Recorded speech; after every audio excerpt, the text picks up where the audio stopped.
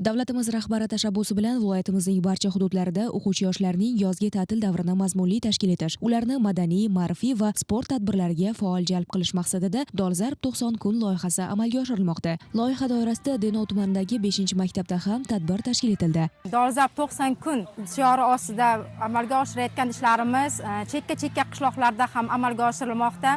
Bu 90 kun mobaynida o'quvchilarimiz har xil to'garaklarga qatnashib, tashkil etilgan to'garaklar orqali o'quvchilarimiz ko'tarinki ruhda, ularning juda ham qiziqishlari o'zgacha. Tadbir davomida turli ko'rgazmalar, bolalar ishtirokidagi sahna ko'rinishlari, ijodiy mashg'ulotlar namoyish etildi. O'quvchi o'g'il-qizlar tomonidan tayyorlangan kuy-qo'shiqlar tadbir ishtirokchilariga ko'tarinki kayfiyat bag'ishladi.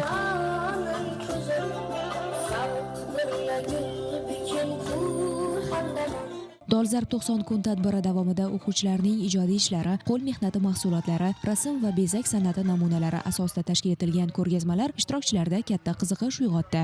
Shuningdek, ma'naviy-ma'rifiy tadbirda o'quvchilar tomonidan ertak qahramonlarning chiqishlari mahorat bilan ijro etildi.